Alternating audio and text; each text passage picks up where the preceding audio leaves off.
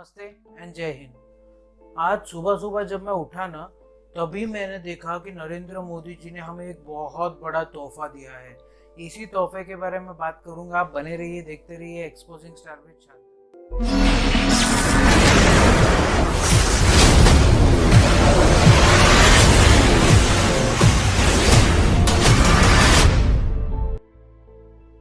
जैसे कि मैं सुबह उठने के बाद सबसे पहले मेरा काम रहता है कि न्यूज़ लगाना। तो मैं न्यूज़ लगाया और न्यूज़ लगाते ही देखा कि मोदी जी लैंड हो गए हैं लेह लद्दाख में। मतलब मोदी जी बिना कोई विजिट के या बिना कोई तैयारी के चले गए हैं लद्दाख की सीमा पर, जहाँ पे हम लोग बोल सकते हैं कि ये सब गलवान घाटी वगैरह का चीज़ें हुई थी, जो चाइना ने कारस्तानी करके रखी थी, वो सब चीज़ें जो हुई थी, वहाँ पे मोदी जी ग्राउंड जीरो पे पहुँच गए। मुझे लगा कि यार ये क्या हो गया एकदम से, क्योंकि अक्सर क्या होता है, पीएम का कभी कहीं दौरा रहता है तो 2-4 दिन से उसका प्रमोशंस चालू हो जाता है।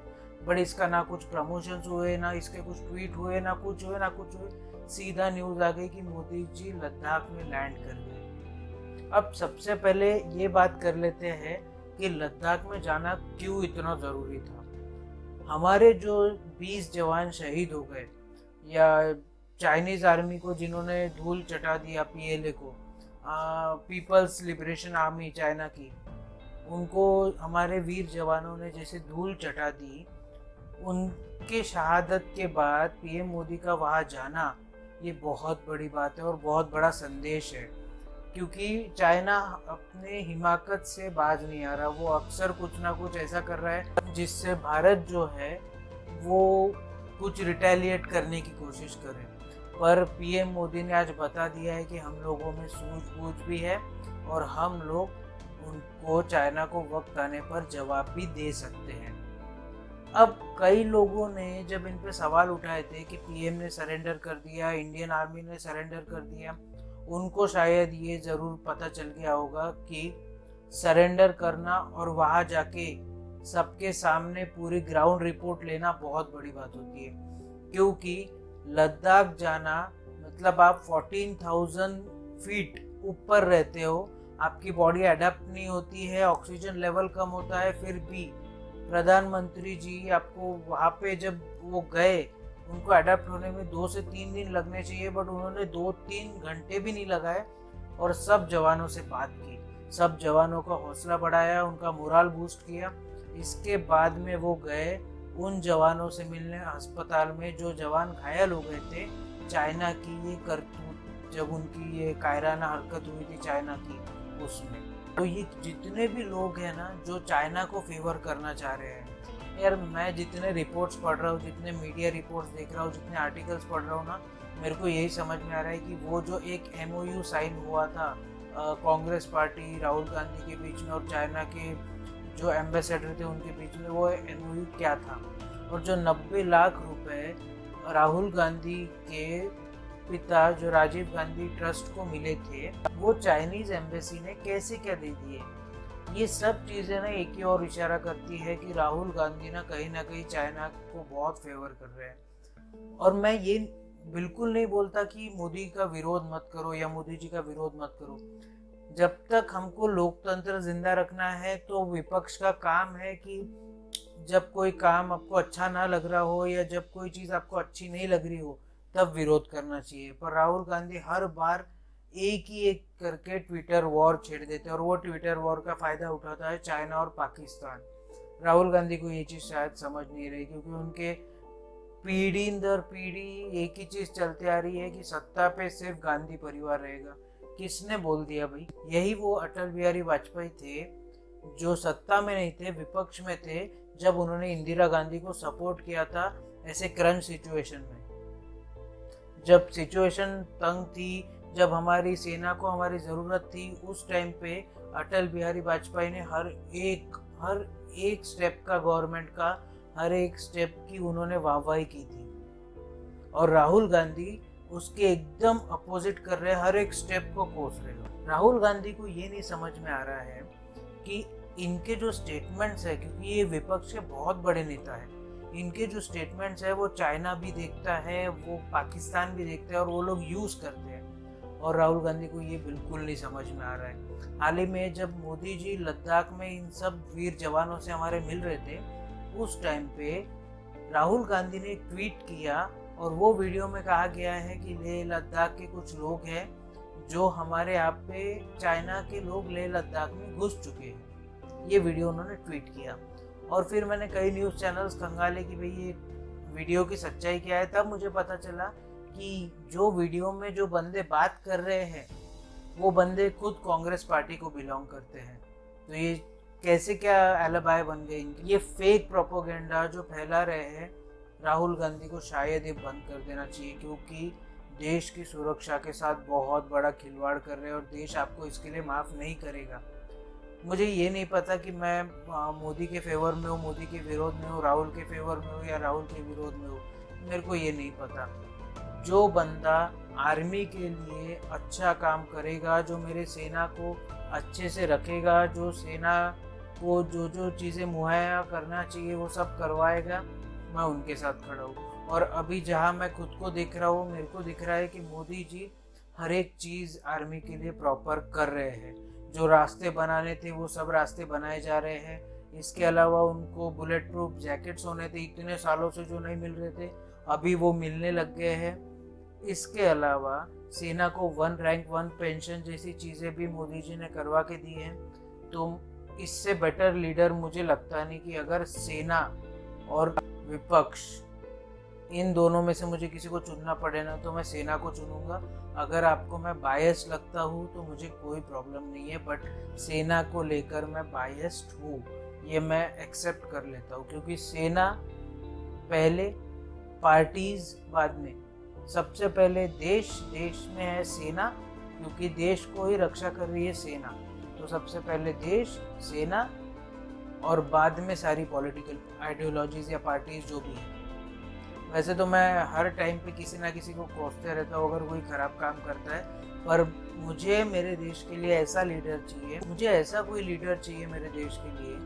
क्योंकि आपने जब देखा होगा चंद्रयान 2 महज 2.1 किलोमीटर की दूरी तय नहीं कर पाया था। मतलब आखिरी के बचे कुछ हाथी निकल गई, पूंछ बच गई, इस टाइप का कुछ हुआ था। सिर्फ 2.1 किलोमीटर के बाद में उनसे कांटेक्ट टूट गया था चंद्रयान 2 का, और वो दुर्घटनाग्रस्त हो गया था। और उसके बाद में जिस तरीके से मोदी जी ने के-सिवन को दिलासा दिया, जिस तरीके से उनको संभाला, जिस तरीके से उनको हौसला दिया, मेरे को ऐसा लीडर चाहिए मेरे देश के लिए। पता नहीं वो उनके करप्शन के चार्जेस अभी तक कुछ आए नहीं है, अगर आए तो वो भी खोलूंगा मैं। अगर उसके ऊपर में किसी ने, कोई न्यूज़ चैनल ने कवर किया तो वो भी बताऊंगा मैं, पर अब तक ऐसा कुछ आया नहीं है। तो मेरे हिसाब से मोदी जी बहुत ज़बरदस्त काम कर रहे हैं। और शायद मैं अपने वीडियो में ये पहली बार ही बोल रहा हूँ, क्योंकि जब मैंने मोदी जी को देखा सेना के साथ खड़े होते हुए, जब मैंने मोदी जी को देखा सेना के वहाँ पे जाके 14,000 फीट की ऊंचाई पे जाके उनका हौसला बढ़ाते हुए, मैंने आज तक किसी प्राइम मिनिस्टर को नहीं देखा। हमारे कुछ प्राइम मिनिस्टर तो ऐसे थे, जैसे मनमोहन सिंह साहब थे, वो अरुणाचल का दौरा नहीं करते थे क्योंकि चीन को बुरा लग जाएगा। भाई चीन से हमको क्या लेना देना है? चीन को सिर्फ एक ही चीज का बुरा लगता है, वो है कि उसके पास जमीन अगर कम रहे तो वो दूसरों की जमीन हथियाने के लिए कुछ भी कर सकता है। और वही चीज उसने, वो राहुल गांधी को ये समझ नहीं रही है। राहुल गांधी का वो लोग इस्तेमाल कर रहे हैं और राहुल गांधी यूज हो जा रहे हैं सिर्फ चंद पैसों के लिए, ऐसा मुझे लग रहा है जो मीडिया रिपोर्ट्स आ रही है। तो हम सबको एक प्लेज जरूर करना चाहिए। प्लेज में क्या कर सकते हैं हम लोग? Boycott Chinese good. चाइना की कोई भी चीज़ मत यूज़ करो, चाहे वो मोबाइल फ़ोन्स हो, टीवी हो, लैपटॉप हो, कुछ भी हो। मुझे पता है छोटे छोटे स्पेयर पार्ट्स जो रहते हैं वो चाइना से ही बन के आते हैं, बट कोशिश करिए कि आप ज़्यादा से ज़्यादा इंडियन प्रोडक्ट्स यूज़ करें, क्योंकि वो जो हम चाइनीज़ प्रोडक्ट्स यूज़ करते हैं वो प्रोडक्ट से वो लोग हथियार खरीदते हैं और वो हथियार से हमारे जवानों को वो लोग मारते हैं। मैं ऐसी कोई चीज़ का हिस्सा नहीं बनना चाहता हूँ और आप भी मत बनिए। मेरा ये बहुत बहुत बहुत विनम्र पूर्वक निवेदन है आप लोगों से कि चाइना के सारे गुड्स या चाइनीज़ गुड्स बिल्कुल बॉयकॉट कर दीजिए। हमारे घर में जो होंगे उसको तोड़िए मत, क्योंकि उसमें आप पैसे खर्चा कर चुके हैं। उसको मत तोड़िए, तोड़ने के लिए आपके ही पैसे वेस्ट होने वाले हैं, तो तोड़िए मत। नया कुछ खरीदिए मत, ये प्लेज कर लीजिए। तो ये थी कुछ बातें जो मुझे लग रहा था कि मैं आज शेयर करूँगा। हालांकि मेरे पास में और एक टॉपिक था। मैंने एक्सॉन एक वेब सीरीज़ देखी है, वो वेब सीरीज़ है सयानी गुप्ता की, मैं उसका रिव्यू करना चाह रहा था, बट फिर सोचा कि सबसे पहले ये मेन है यार, क्योंकि एक्सपोजिंग स्टार बना ही इसीलिए था कि कुछ तो भी पेट्रियोटिज्म प्रमोट कर सके, या पेट्रियोटिज्म के लिए जो बंदा अच्छा कर रहा है उसको हम लोग दिखा सके। मेरे पास में कंटेंट बहुत थे। मेरे पास में अभी हाल ही में जैसे हमको पता चला है कि सरोज खान एक बहुत अच्छी कोरियोग्राफर थी, उनका देहांत हो गया है। उनका भी मुझे एक वीडियो बनाना है, बट पहले मेरा देश, बाद में सब चीज़ें आएगी। आप अभी क्या कर सकते हो, अपने हाथों की सफाई का ज़रूर से ध्यान रखिए। बार बार अपने हाथों से अपने आँख को, नाक को, चेहरे को, मुंह को कहीं पे भी मत छूइए। इसके अलावा जब भी आप घर से बाहर निकले, सोशल डिस्टेंसिंग का ध्यान ज़रूर रखिए। इसके बाद में लॉकडाउन या अनलॉक, जो भी आपके शहर में, कंट्री में, स्टेट में कहीं पे भी लगा हो, लॉकडाउन का पालन या जो भी नियम आप पे लगा है उसका पालन ज़रूर कीजिए।